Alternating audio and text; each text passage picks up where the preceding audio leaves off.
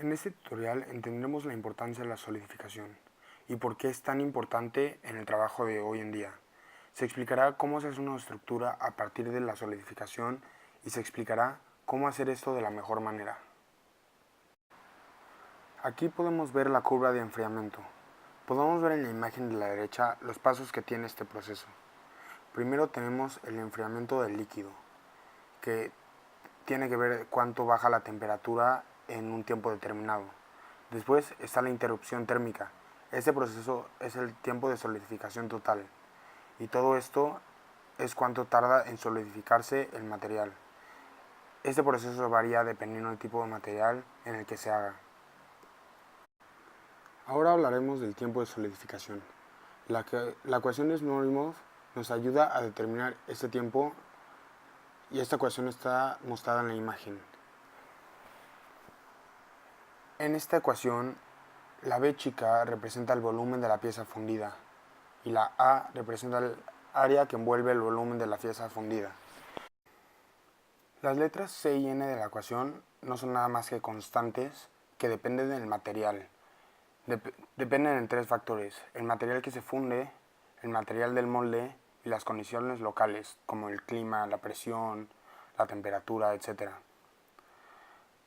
Estas se obtienen experimentalmente, pero gracias a la ecuación de Smirnov se pueden calcular.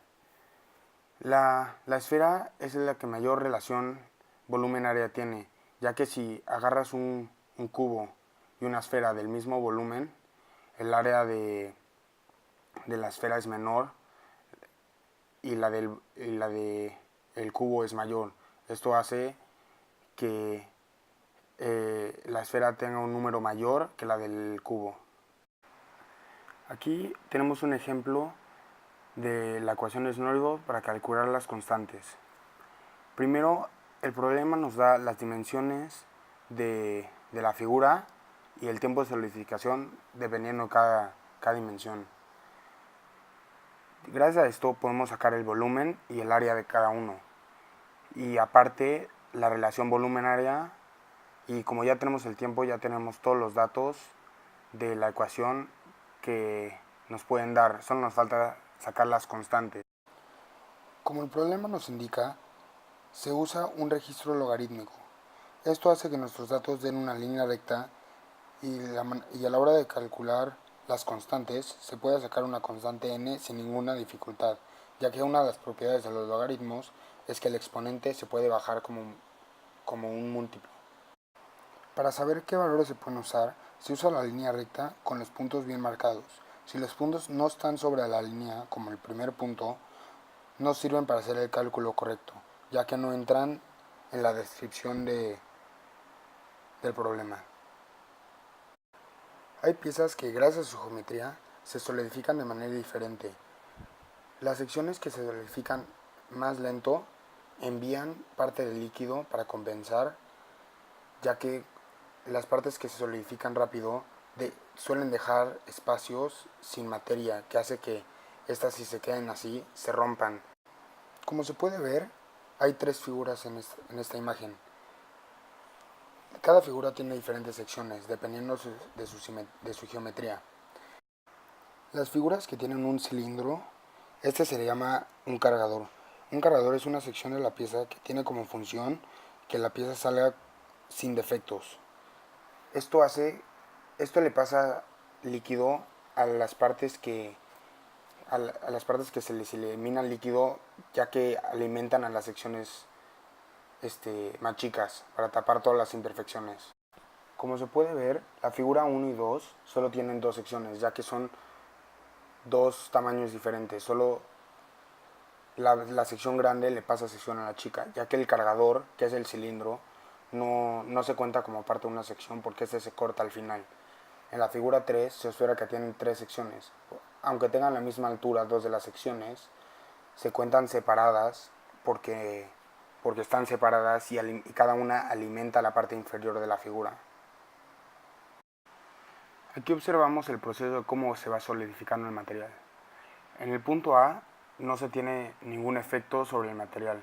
En el punto B tampoco, sigue siendo el material solo enfriándose poco a poco. Ya en el punto C se muestra cómo se empiezan a solidificar pequeñas partes del material.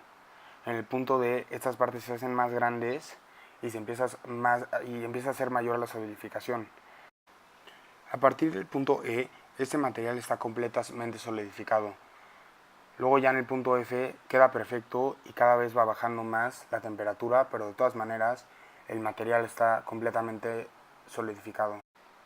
Para la solidificación de una aleación es el mismo procedimiento, pero como nos damos cuenta necesitas bajar más la temperatura ya que el material es más resistente. Entonces en vez de ser una línea recta, el material va disminuyendo un poco más cada vez y hace que sea un poco más difícil solidificarlo. La diferencia entre la solidificación de este material de una aleación y de un metal común se llama rango de solidificación. Eso solo pasa para las aleaciones ya que son más resistentes. Ahora hablaremos del diagrama isomorfo. El diagrama está representado por dos componentes. Los dos componentes de este sistema son solubles, tanto en estado líquido como en estado sólido. Cuando son solubles es que se pueden disolver el uno en el otro. Por encima del componente que está en la parte superior del sistema, al cual lo determinaremos como componente A, se encuentra en estado líquido. A la línea del componente A se le llama línea de líquidos. Y para la parte inferior de la línea de abajo, que es la línea del componente B, en este caso le llamaremos línea de sólidos, se encuentra en estado sólido. A la zona líquida y a la zona sólida se establece con una letra L y alfa respectivamente. El porcentaje de composición del componente B va de forma ascendiente de izquierda a derecha, lo que quiere decir que el 100% de ese componente está en el extremo derecho de la gráfica, y para el caso del componente A va de forma ascendente de izquierda a derecha, lo que significa que el 100% de este componente está del lado izquierdo de la gráfica. El diagrama isomorfo es una relación entre la temperatura y el porcentaje de un material entre dos materiales. La parte sombreada de la figura, como se muestra, es el proceso de solidificación. Si escogemos un porcentaje, como se muestra, para el ejemplo de 40%, el níquel se empieza a solidificar en 1280 grados centígrados y ya queda totalmente solidificado en 1240 grados centígrados. Tiene que tener una diferencia de 40 grados centígrados para que este se solidifique por completo. En la imagen a la izquierda tenemos diferentes líneas que muestran la relación de la temperatura y el tiempo para cada composición del material. Por ejemplo, tenemos que en el 100% del lado izquierdo nos indica que solo a una temperatura el material con esa cierta composición se solidifica, a diferencia de la línea del 20%, que requiere un cambio de temperatura más drástico para que éste se solidifique. Y de la misma manera se muestra en todas las gráficas con diferentes porcentajes de composición.